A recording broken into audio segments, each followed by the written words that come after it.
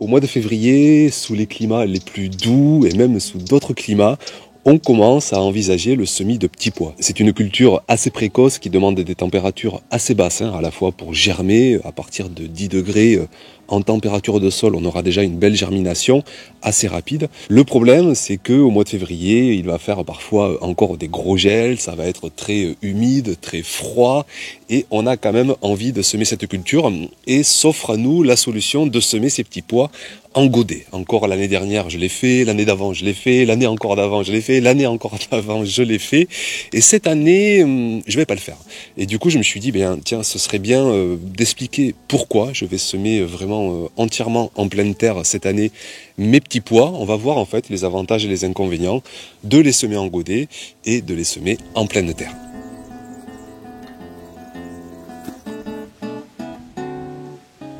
Alors on commence avec les avantages de semer ces petits pois en godet. Évidemment, il y en a, sinon personne ne sèmerait en godet. J'en ai listé 5 et le premier, à mon sens le plus important, et je pense qui explique majoritairement que les jardiniers fassent ça, ça va être de se mettre à l'abri des ravageurs et notamment des limaces. Moi le premier, je crois qu'il y a des saisons où j'ai plus nourri les limaces que ma famille, avec des semis de petits pois. Les jeunes plantules là qui sortent de terre, c'est une véritable friandise pour tous ces escargots, ces mollusques, et donc ces limaces. Et si on n'a pas une bonne gestion, une bonne régulation de ces limaces, surtout si on est en non-travail de sol, en paillage, où on offre le gîte et le couvert à ces limaces, on risque de vite avoir des désillusions, et plus que ça, on risque vite d'être écœuré quasiment, de faire du jardinage. C'est un gros frein vraiment à jardiner. Donc vous avez 1001 techniques de régulation des limaces, que ce soit des pièges à bière, que ce soit des diversions avec des appâts, des abris, des cachettes, du simple granulé bio pour réguler encore plus efficacement cette population, ou sinon d'accepter de partager sa production de petits pois avec les limaces. Donc de semer en godet, on va s'éviter cet énorme aléa et 100% de nos graines vont pouvoir germer tranquillement à l'abri de ce ravageur.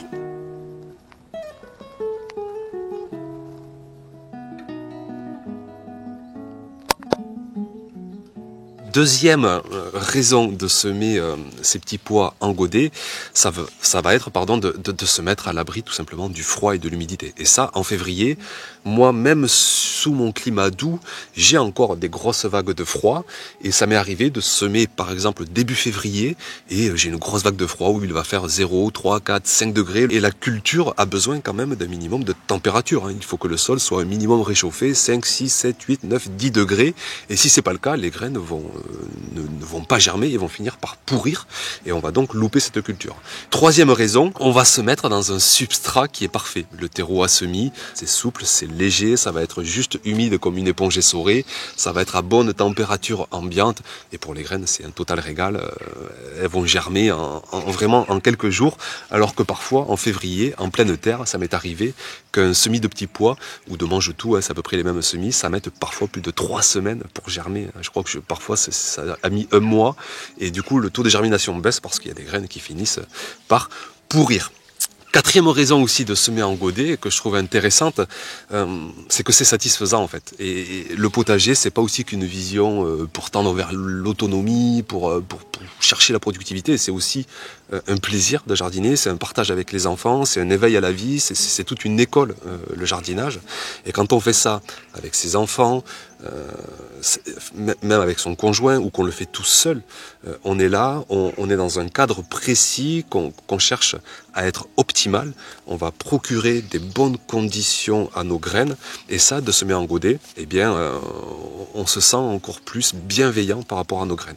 Et ça rejoint un peu le 5e point que j'ai mis sur le fait de surveiller de près la germination, veiller jour après jour sur les petits plants qui sortent des godets. Et ça, moi je me souviens, ça me le fait un peu moins maintenant, mais les premières années, ou quand je vois aussi les enfants, mais de voir les graines là qui germent, qui sortent de terre, quand on voit ce tout petit bout vert là qui sort, ben on est comme des gamins quoi. On est émerveillé parce que c'est tout simplement la vie qui prend vie, de la vie végétale qui sort du terreau. Et ça le fait un petit peu moins quand il faut aller en février accroupi sous le gel, sous le froid, en pleine terre. Alors que vraiment quand on a des godets, encore une fois, cette image du petit bébé sur lequel on veille, on a ce sentiment qui est encore plus décuplé. Donc, pour résumer, le fait de semer ces petits pois en godet, on va dire que c'est plus vers un potager plaisir, vers un potager satisfaisant, vers un potager, une pratique protectrice du potager où on veut vraiment essayer de procurer les conditions optimales à ces graines. Donc maintenant, on va parler aussi des inconvénients à semer en godet et c'est pour ça notamment que je ne vais pas le faire cette année et que je vais me tourner vers la pleine terre. Donc premier inconvénient de semer en godet, ça va être la consommation de terreau. Le terreau, moi j'en ai besoin pour mettre des fois dans des fonds de sillon, pour les graines de carottes, pour préparer mes plants de culture estivale, les courgettes, les aubergines, les tomates. Et le terreau, ça coûte cher, ça coûte de plus en plus cher. Et sur une culture comme celle-ci, où je peux facilement m'en passer au travers d'un semis en pleine terre, avec des graines qui sont assez grosses, qui n'ont pas forcément besoin d'être vraiment dans un milieu optimal, je vais pouvoir me passer facilement de terreau et consacrer mon terreau à d'autres cultures. Un deuxième inconvénient que j'ai mis, c'est qu'on ne va pas prendre de l'avance sur la saison en semant en godet. Souvent, on pourrait penser que, tiens, je vais semer 3 semaines plus tôt en godet et 3 semaines après, j'irai faire d'autres semis en pleine terre. Et on pourrait se dire, ces semis-là, en godet, je vais les récolter 3 semaines plus tôt. Et en fait, non. Parce que quand on sème en godet, il va y avoir un stress de repiquage.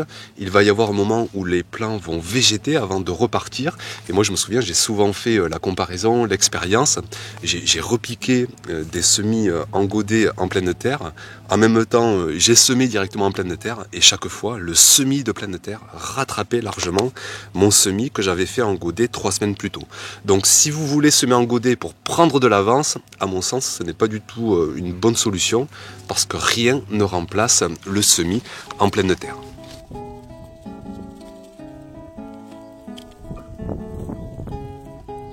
Ensuite, un autre inconvénient, c'est que les racines vont très vite manquer de place. Alors ça, il faut aussi vraiment en avoir conscience, c'est que les petits pois, comme les mange-tout, comme les fèves, ce sont des cultures de la famille des légumineuses. Et cette famille de cultures, elle est reconnue pour ça, elle fait des racines très conséquentes qui perforent le sol.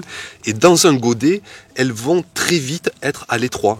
Pour avoir dépoté des semis de petits pois, en même pas une semaine après la germination, on va avoir des racines qui tournent en rond, qui font des chignons, et sitôt que des racines tournent en rond, c'est pas bon. Les plants de petits pois vont se mettre en repos végétatif, ils vont sentir qu'ils sont à l'étroit, et ça va mettre d'autant plus de temps ensuite au repiquage en pleine terre à ce qu'ils se décident à repartir.